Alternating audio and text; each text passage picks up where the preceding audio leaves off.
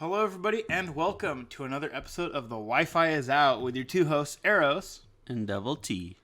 Oh man, what we have for you guys today is everything we know, or at least our experience with the Diablo 4 open beta, which wasn't too long ago, and the actual game itself upon its full release potential. This is the first time I have ever played a Diablo series, and I did not know these existed. I played the original Diablo 1 way back when I was a kid, and I haven't touched the game since.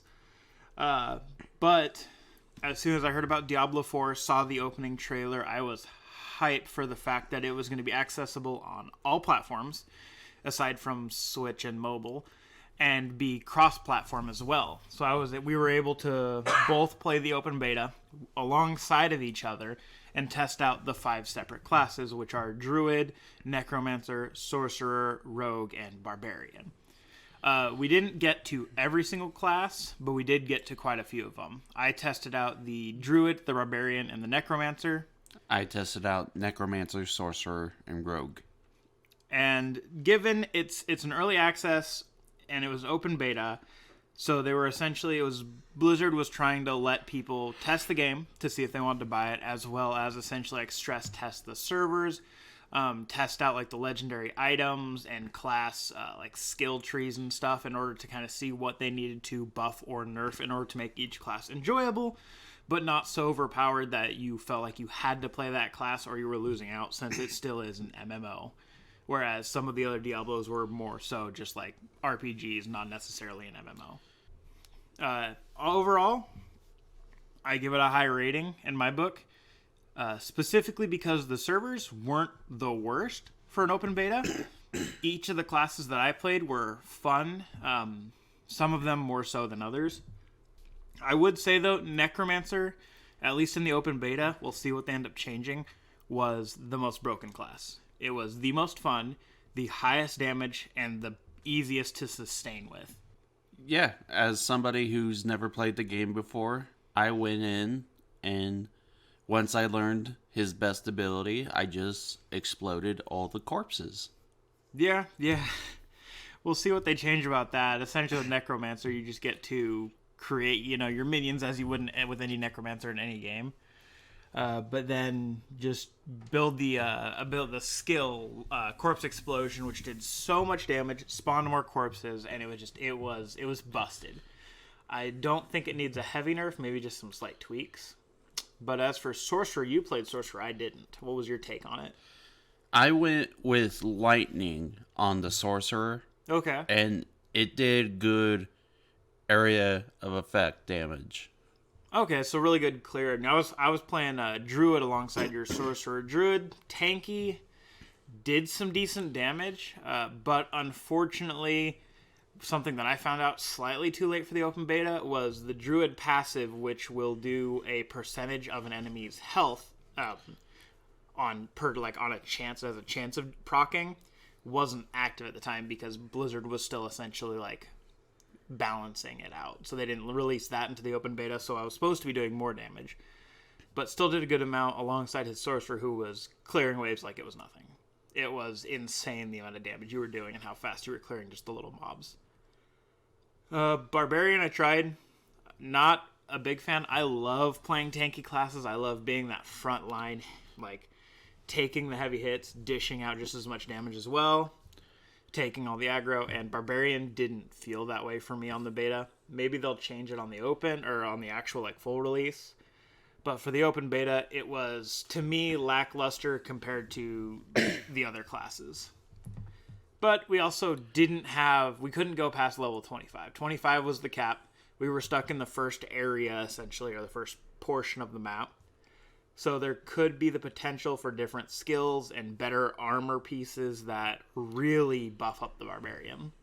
I hope they keep, speaking of armor pieces, one thing I found amazing, you had a chest that you could store armor in there, and it could swap to every class. Yeah, the stash. Which helps me do my second and third character a little bit better. Yeah, so the in-game stash, I absolutely love this concept for MMOs because just like World of Warcraft and unlike Final Fantasy XIV, when you create a character, that character is essentially that character. You can't switch your class, you can't switch like professions or anything. You're stuck with that character being in the world, always stuck to one like set. But what they've done is given us access to the stash, which I love this mechanic again, which allows you to store any of your items in it, and you can access those items that you stored on any character. So you can get like, oh, say you're playing your Necromancer, and a super amazing piece drops for a Druid. Boom, you can put it in your stash, switch to your Druid, put it on your Druid as long as you're like in the level, like the recommended level for it, and you're easy to go, like easy breezy. I absolutely love that mechanic. The downside for me on the beta was kind of the world boss and kind of the mounts. So I'll start with the mounts real quick. I thought it was the bridge. No, God, we'll get to that in a second because I don't know if that was my end or somebody else's. But so I'll start with the mounts. I got from an event a mount drop, which I was super excited for. It was a skeletal horse, looked really insane. Like it had the bone structure you could see. Like ghost-like apparition, like skin around it, but it was like wasn't fully, it was transparent, it was see-through, so it really looked like an undead, like ghost horse. Unfortunately, the quest to ride the mounts, like to be able to ride a mount, I couldn't get to because it was outside of the playable area, so I couldn't use the mount. Now, given if there was like a workaround that people knew about that I didn't. My bad, I didn't know about it, but I tried really hard to look around, do all the side quests, explored the whole map and everything. Couldn't find any way to ride them out. So, I'm just hoping that I can get that mount drop again. As for the world bosses, I think are going to be fantastic. I did 2 out of the 4 for the weekend just because I didn't get to the others on time. Won the first one, like beat the first one. Lost to the second one because we didn't have enough people on at the time and it was getting kind of late, so I figured a lot of people kind of weren't playing the open beta fully since there wasn't early purchase access beta the weekend before. But super fun. Great mechanics, very choreographed, I guess would be the word I'm looking for, where you could tell what move was coming up and you just had to like work around it. But it's still, like, the size of its attacks and everything surprised me. It was insanely huge. It actually, they had to...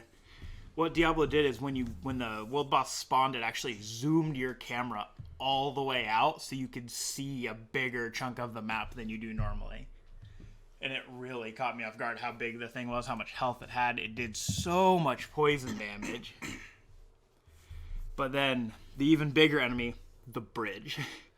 Exiting out of the main city, I'll go with, on the eastern side of it was this bridge, and every time I tried to exit it, it wouldn't let me leave.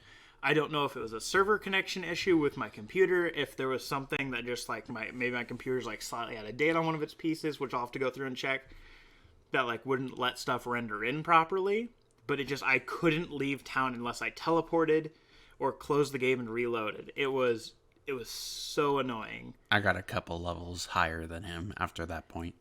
Yeah, because I was stuck. I literally couldn't leave. It was like you walk, it's like hitting an invisible wall and your character just won't leave, like it won't load the next area.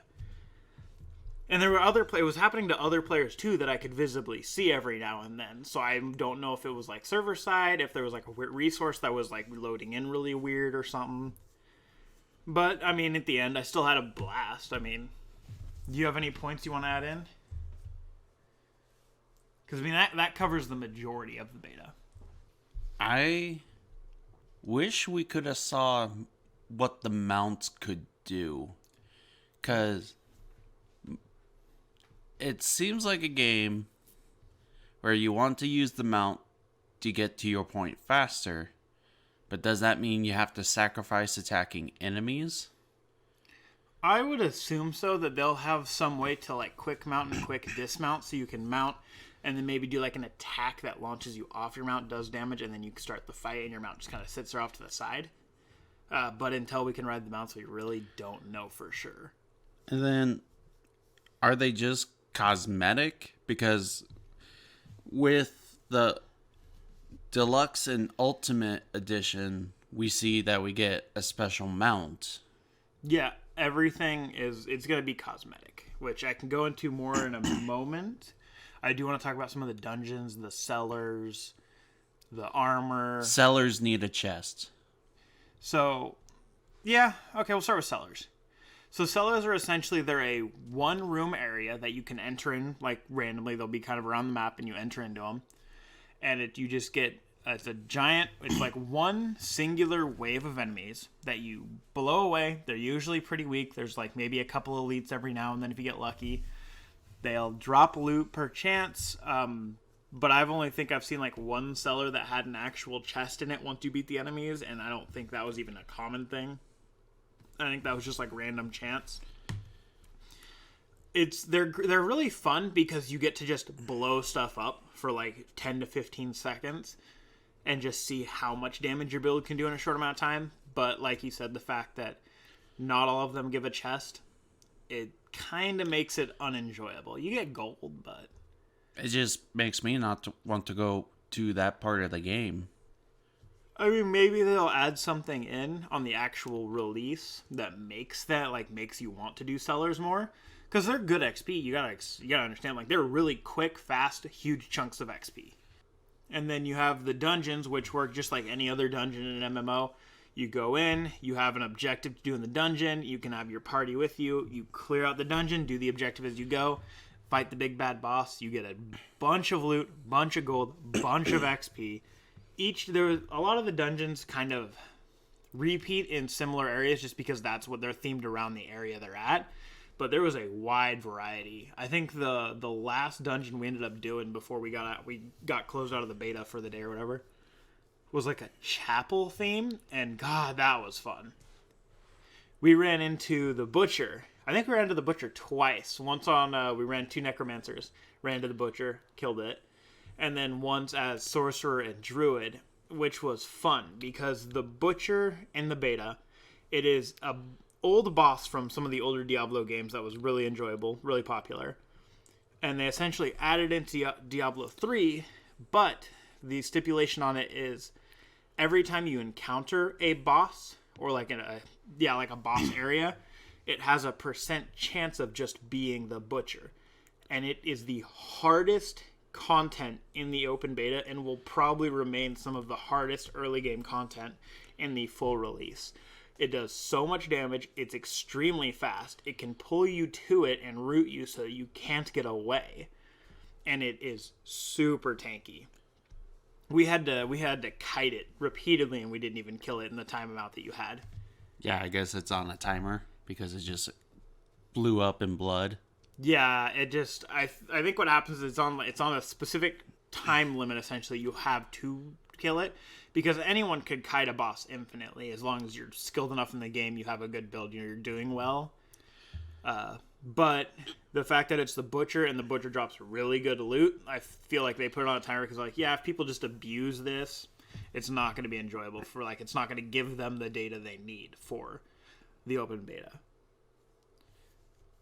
And then, like, the world quests, honestly, pretty good. Like, you had a whole lot of side quests that were pretty varied. Lots of, like, the enemy mobs you ran into throughout the beginning of open beta were unique, different. You had a wide variety. Oh, I wouldn't know. I just skipped everything. Yeah, you skipped all the cutscenes, but I watched all of them, and the story actually looks really good. So it's essentially, to summarize it without giving too many spoilers for anyone that, like, wants to wait for the actual game to look at all the storyline that's happened, the main thing to know is your character is tied to Lilith, who is, like, the current BBEG, Big Bad Evil Guy, for anyone who doesn't know. And you're essentially trying to track down Lilith and stop her from, I don't know exactly what the end goal is. It said it a few times, but it kind of changed the wording a little bit, so it confused me. But it seems like she's essentially just trying to bring the demon realm fully into the human realm to take it over, which is a pretty straightforward storyline from any game. But I'm sure we'll get some curveball thrown at us that I'm excited for. And then now we'll go into your horse talk. So it wasn't. What? What horse? The horse talk about how we can get mounts in the game, but then you can also get mounts through like the early access and the battle pass. Okay. So an issue that has come up would be Diablo Immortal. Oh yeah, the game, in my opinion, is a scam. Yes. For anybody who can't spend $100,000 per month. Okay, so devil's advocate for a second. Well, devil's advocate and not devil's advocate. I'll debate both sides. Diablo Immortal was great for a lot of people because it gave them a Diablo game to play that they could play anywhere because it was mobile.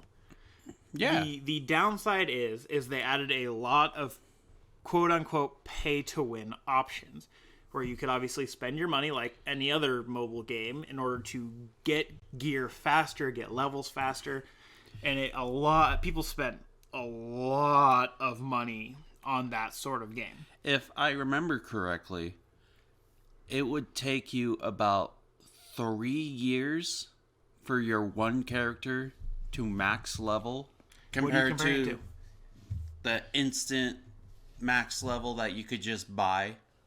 Yeah, you could buy it. I mean, it still took time, but yes, you could buy it. And that was a big concern for a lot of people on the announcement of Diablo 4. So the Blizzard actually touched on this before the game got its beta and everything, and basically quoted that Diablo 4, which launches this year on June 6th, is a full-price game built strictly for PC/console audiences. And then additional monetization for the game will come from optional cosmetic items and eventually full expansions. So, what we can gather from that is, compared to Diablo Immortal, where they didn't specify the optional cosmetic items, is essentially you could pay for gear, you could pay for levels, whatever. Whereas Diablo 4, with this announcement, you're essentially only going to have access to the store page, and what it's going to entail is going to be only cosmetic, aside from obviously expansions. But every game has expansions like WoW, Final Fantasy, and some other MMOs. And kind of what that leads us to believe is that any mounts you get will all be the same movement speed, and the only way that you're going to get any sort of mounts that affect the game, such as more movement speed, allowing you to do special things, is going to be an earnable thing in game. As would be the same with your armors. Or if it's a different animal, that would be pretty fun. Yeah, or maybe even a different animal. If like a wolf mount could run faster, but maybe is weaker compared to the durability of a horse. Honestly, that would be a cool thing to do, and then allow you to buy cosmetics for your wolf to make it look better. That would explain the armor. Yeah. So with that, there's going to be the battle pass, which is another concern. People are like, well, if you don't buy the battle pass, are you going to be missing out on high-end gear? Which the answer would be no, you're not. You're missing out on cosmetics. Everything that Blizzard intends to do with this game, at least with the information we have now and the announcements they've made, is essentially along the lines of there will be nothing available in the store that will affect the actual gameplay outside of cosmetic looks. So we can not be worried that we'll be like the guy from Diablo Immortal? Diablo Immortal, who bought basically everything and could not play with people because he was too overpowered. Yeah. Essentially, we shouldn't have to worry about the fact that in Immortal, it was essentially estimated that it would take 10 years or cost $110,000 for players to acquire enough legendary gems to fully maximize their character and its build. Oh, that's even worse than I thought. Yeah, as we're in Diablo 4, everything everyone does is fully going to be based on how much time and effort they put into the game. Sorry, choked a little bit on air there. So if you don't put time into the game, you're not going to have a high-level character. You spend money, your character's going to look great, but they're not going to be any better than anyone else's if you're not putting in the time.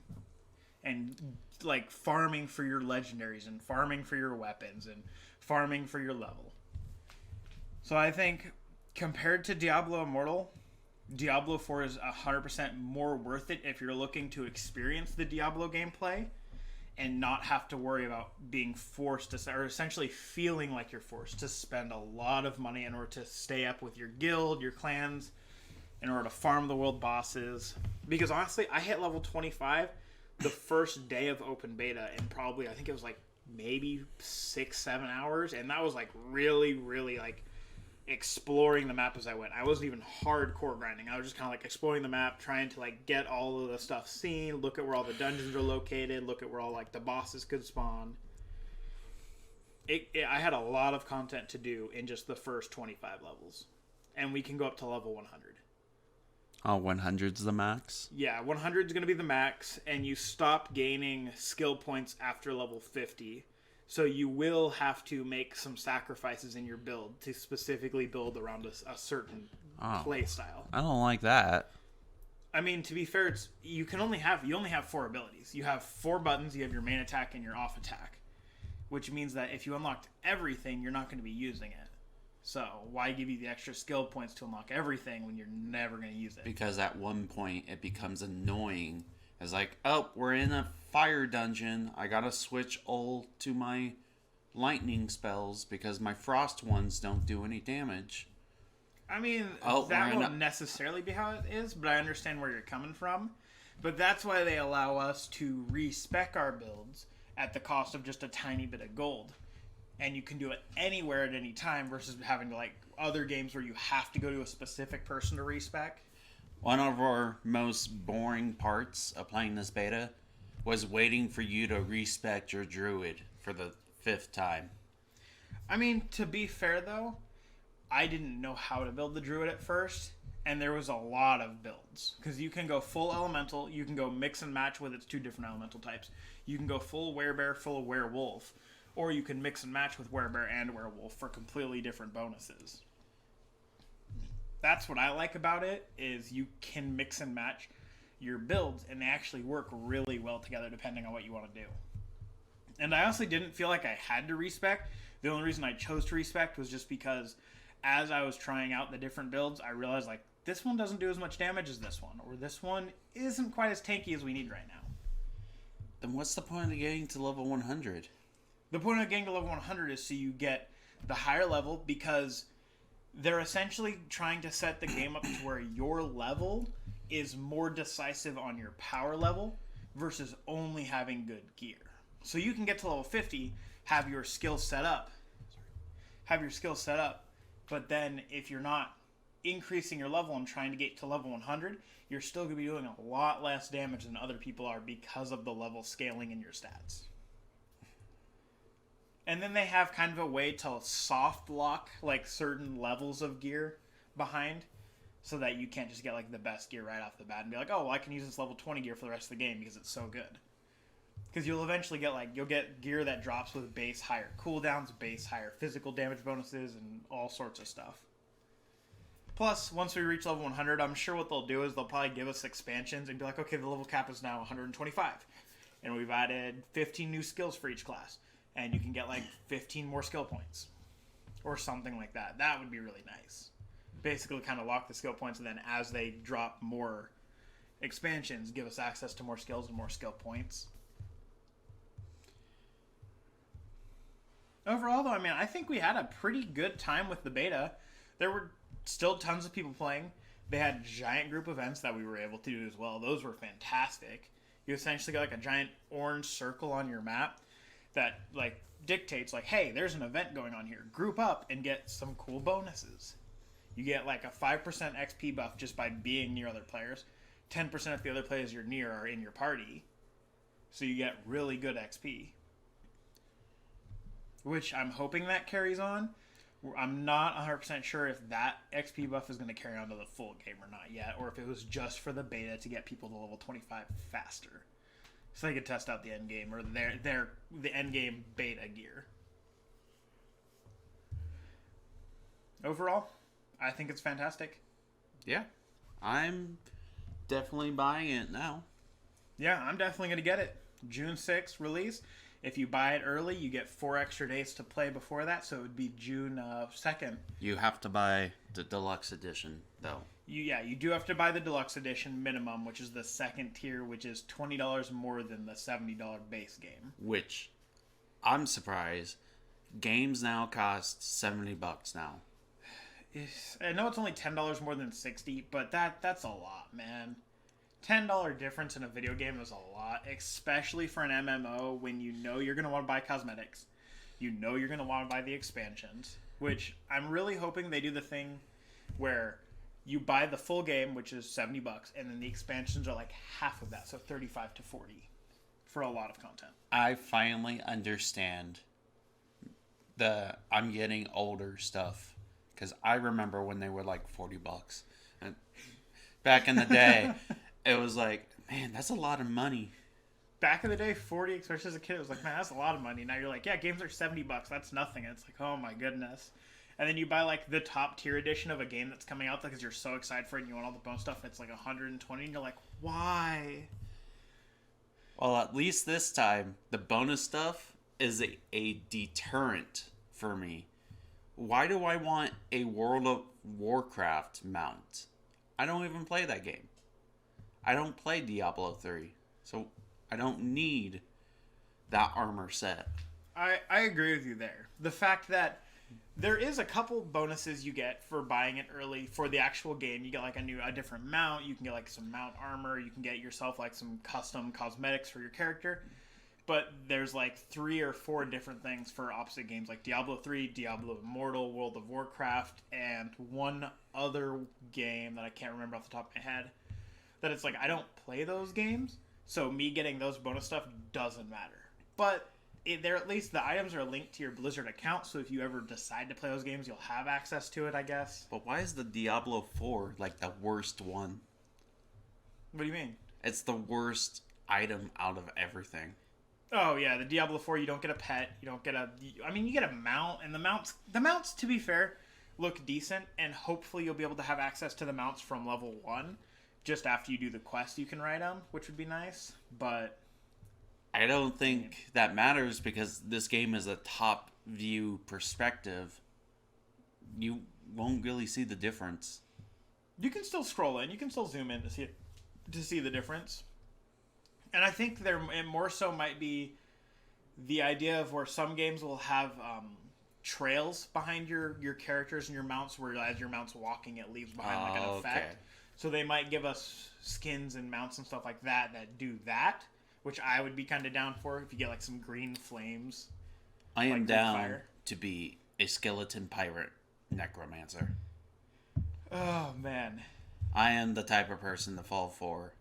I was like, you want to play as the Halo guy in Fortnite? It's like, well, I gotta drop $20 this game I don't play anymore. Oh, man. They're going to really have to win me over with these skins if they expect me to buy any of them. I don't buy skins in a lot of games, but when I do, it's because they look really good. So, overall, game's worth buying. I think the game's going to be great. I have high hopes for it, and genuinely, after playing the open beta, I still think it's fantastic, and that's not even close to the full game. Any last-minute words you want to add? No, I think we covered everything. Well, with that, bye-bye. Bye.